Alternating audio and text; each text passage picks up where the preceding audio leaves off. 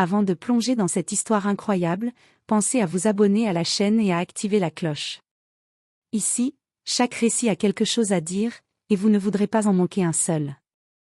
Dans la petite ville paisible de Millbrook, nichée au cœur de l'Amérique profonde, la vie suivait son cours sans éclat particulier. Les habitants se connaissaient presque tous, les rues bordées d'érables et de petites maisons aux pelouses impeccables semblaient figées dans un temps doux et tranquille. Chaque matin, les commerces ouvraient à l'heure, les enfants allaient à l'école à vélo, et les habitants échangeaient leurs banalités en saluant chaleureusement leurs voisins. Millbrook était, à première vue, un havre de paix. Pourtant, derrière ce vernis de calme, des tensions couvaient, invisibles aux yeux des touristes ou des nouveaux venus.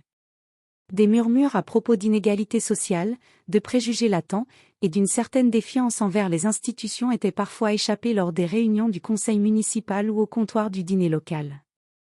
C'est dans ce décor apparemment paisible qu'Emily Carter, une jeune femme de 19 ans, faisait ses premiers pas vers un avenir qu'elle avait ardemment désiré. Depuis toute petite, Emily avait grandi entourée d'histoires racontées par son grand-père, Henry Carter, un ancien officier respecté de la police de Millbrook. Henry, à travers ses récits, lui avait transmis la valeur de l'honneur, du courage, mais aussi l'importance de défendre la justice, même lorsque celle-ci semblait menacée. Emily avait passé des années à se préparer. Ses journées étaient rythmées par les cours, les entraînements physiques et des lectures approfondies sur la loi et les droits civiques. Elle s'était battue contre ses doutes et contre le scepticisme de certains proches qui lui conseillaient de choisir une voie plus sûre ou plus traditionnelle pour une jeune femme. Mais elle avait tenu bon. Chaque soir, en enfilant son uniforme, elle sentait le poids du symbole qu'elle portait, non seulement celui de la loi, mais celui d'une génération nouvelle, prête à faire changer les choses. Ce matin-là, l'air était frais et la lumière douce lorsqu'Emily franchit les portes du commissariat. Ses mains tremblaient légèrement, mais son regard était résolu. Elle savait qu'elle allait affronter non seulement les défis de la profession, mais aussi ceux liés à son âge, à son sexe, et à son statut de recrue. À l'intérieur, l'atmosphère était bien différente de celle qu'elle imaginait. Le commissariat de Millbrook, bien que modeste, était un lieu où régnaient les hiérarchies tacites. La plupart des agents en poste étaient des hommes d'âge moyen, parfois plus âgés, qui avaient vu défiler des générations. Parmi eux, Jack Reynolds et Mark Thompson se détachaient par leur attitude. Leur réputation n'était plus à faire, impatients, parfois méprisants, ils ne cachaient pas leur peu d'estime pour les novices, et encore moins pour les femmes dans leur rang. Emily ressentit immédiatement leur regard pesant, comme un jugement silencieux. Lorsqu'elle croisa Jack dans le couloir, il lança un sourire moqueur, à peine masqué. Mark, de son côté, marmonna quelque chose à voix basse mais assez fort pour qu'elle l'entende. Encore une petite fille qui croit pouvoir changer le monde avec son joli uniforme. Ce genre de remarque aurait pu décourager n'importe qui, mais pas Emily. Elle prit une profonde inspiration, se redressa, et se répéta en silence la promesse qu'elle s'était faite, prouver sa valeur, coûte que coûte. Vers midi, le soleil baignait doucement les rues de Millbrook. Après une matinée passée à découvrir les bureaux, à lire des dossiers et à observer ses collègues en action, Emily sentit le besoin de prendre une pause. Elle décida de sortir du commissariat pour aller dans un petit café voisin, un endroit modeste mais chaleureux, tenu par une famille qui connaissait bien la ville. Alors qu'elle traversait la rue en direction du café, ses pensées vagabondaient entre ses premières impressions et les doutes qui l'assaillaient parfois. Soudain, un bruit sec attira son attention, des éclats de voix retentissaient non loin de là, sur le trottoir en face. Emily ralentit, son regard se posa sur deux hommes qui s'étaient engagés dans une dispute virulente. Leurs visages étaient rouges de colère, leurs gestes brusques et menaçants. La tension palpable attira le regard des passants, certains s'écartaient, d'autres regardaient avec inquiétude. Sans hésiter, Emily s'avança d'un pas assuré, son uniforme bleu ciel bien repérable. Elle leva la main dans un geste apaisant et s'adressa à eux avec calme, sa voix claire et posée. « Messieurs, calmez-vous, s'il vous plaît. Ce n'est pas comme ça qu'on règle les choses. » Son ton était ferme mais respectueux, cherchant à apaiser les esprits plutôt qu'à les dominer. À ce moment précis, Jack Reynolds et Mark Thompson surgirent en courant, visiblement irrités. Leur visage exprimait une colère contenue, comme s'ils ne supportaient pas de voir une recrue, et surtout une jeune femme, tentaient de gérer une situation qu'ils considéraient comme leur domaine. Jacques fronça les sourcils, lançant d'une voix méprisante. « Qu'est-ce que tu fais, gamine ? Laisse-nous gérer ça. » Marc se posta à ses côtés, croisant les bras, les lèvres pincées. Émilie, ne se laissant pas démonter, expliqua avec sincérité. « Je voulais juste éviter que ça ne dégénère. Personne ne veut voir quelqu'un se faire du mal ici. » Mais ces mots semblèrent tomber dans un vide glacial. Jacques s'avança brusquement, saisissant fermement les poignets d'Émilie. « Tu vas apprendre ce que c'est que d'obéir, petite nouvelle, » cracha Marc en sortant des menottes. Avant qu'Émilie ne puisse protester ou comprendre ce qui se passait, Jacques lui passa les menottes, serrant trop fort, provoquant une douleur sourde à ses poignets. Les passants, témoins de la scène, s'immobilisèrent, certains choqués, d'autres murmurant entre eux.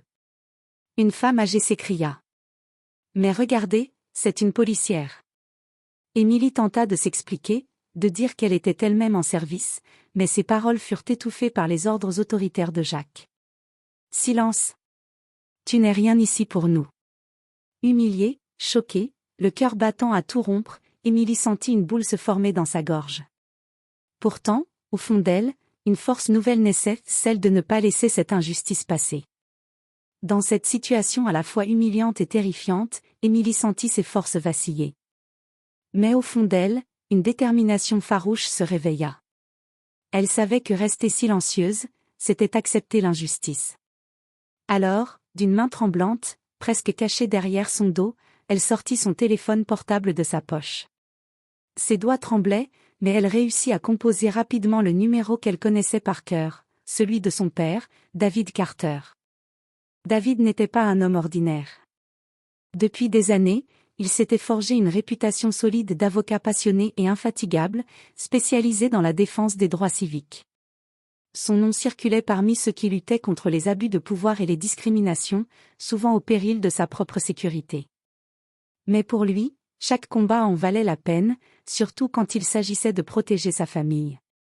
Au premier « Allô », paniqué d'Émilie, David sut immédiatement que quelque chose d'anormal se passait. « Émilie, où es-tu ? » « Reste calme, je suis en route, » répondit-il d'une voix ferme, mais remplie de douceur. Il raccrocha et bondit dans sa voiture, son esprit déjà en train d'élaborer un plan d'action. Mais il n'allait pas s'arrêter là. Il attrapa son téléphone et contacta sans perdre un instant un journaliste influent de la chaîne locale, une personne de confiance avec qui il collaborait parfois. Il lui expliqua brièvement la situation, insistant sur l'urgence et la gravité des faits. Rapidement, la vidéo prise par un passant, celle où Émilie, menottée, se tenait face à deux agents, fut diffusée en boucle sur les réseaux sociaux. En quelques heures à peine, elle fit le tour de Millbrook. Puis, comme un feu prenant dans la forêt sèche, elle s'étendit au-delà des frontières de la ville, captivant l'attention à l'échelle nationale. Les réactions furent immédiates. Les habitants de Millbrook, d'habitude si calmes, exprimèrent leur colère et leur stupéfaction. Comment pouvait-on arrêter une policière en uniforme, une jeune femme qui venait à peine de commencer sa carrière, et cela sans la moindre raison valable ?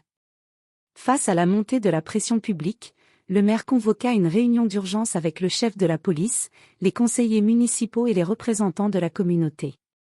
Il devint clair qu'une enquête interne s'imposait, sous l'œil attentif de la population et des médias. David, quant à lui, prit en main la défense de sa fille avec une précision juridique impressionnante. Il savait que l'enjeu dépassait le cas personnel, c'était un combat contre une culture d'impunité et de harcèlement. Il rencontra Émilie, l'écouta, la rassura, et l'accompagna dans chaque étape des procédures. Il recueillit des témoignages de collègues, de passants, des enregistrements vidéo, tout ce qui pouvait prouver que Jacques Reynolds et Mark Thompson avaient agi non pas en représentants de la loi, mais en intimidateurs cherchant à briser une recrue féminine. Face à la pression grandissante qui s'abattait sur la mairie, les regards insistants des médias, les manifestations de soutien à Émilie et les débats publics animés, le conseil municipal n'eut d'autre choix que d'agir avec fermeté. La décision prise ce jour-là fut lourde de sens. Jacques Reynolds et Mark Thompson, les deux agents responsables de l'humiliation d'Émilie, furent immédiatement suspendus, puis, après une enquête rigoureuse et transparente, licenciés définitivement. Cette sanction, loin d'être anodine dans une petite ville où les liens entre collègues sont souvent serrés, marquait un tournant dans l'histoire locale. Elle envoyait un message clair: les comportements abusifs, les abus de pouvoir et la discrimination ne seraient plus tolérés, même derrière un uniforme. Pour Émilie, cette reconnaissance publique fut un baume au cœur.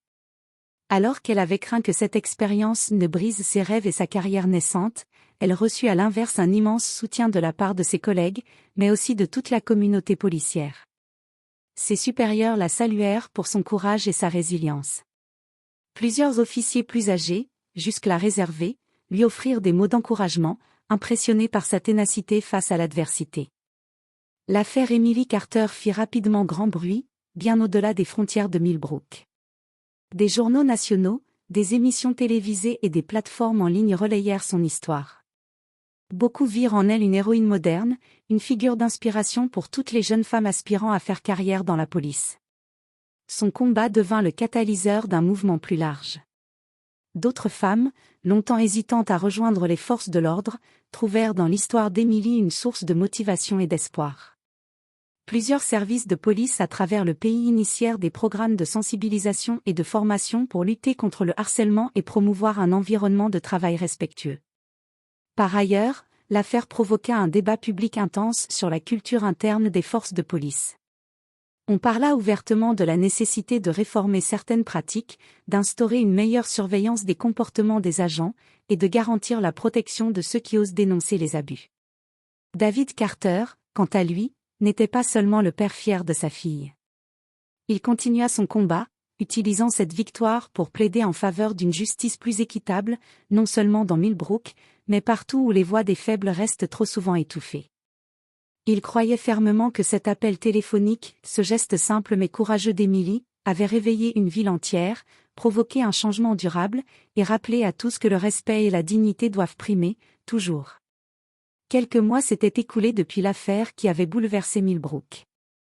La ville, autrefois paisible et presque endormie, semblait avoir retrouvé un souffle nouveau.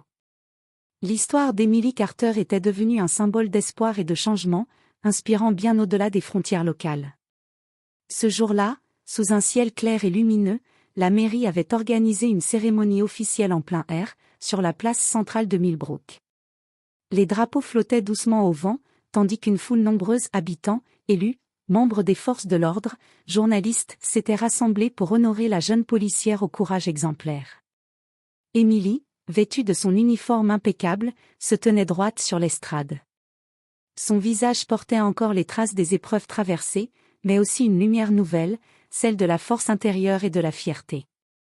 À ses côtés, ses parents, David et Michelle Carter, ainsi que ses amis les plus proches, la soutenaient avec émotion. Le maire prit la parole, louant le courage d'Emily, sa détermination face à l'injustice, et le message puissant qu'elle avait envoyé à toute la communauté. Puis vint le moment tant attendu, la remise de la médaille. Le maire décrocha la médaille d'or gravée du sceau de la ville et la posa doucement sur la poitrine d'Emily. Un silence respectueux enveloppa la foule, suivi par des applaudissements nourris.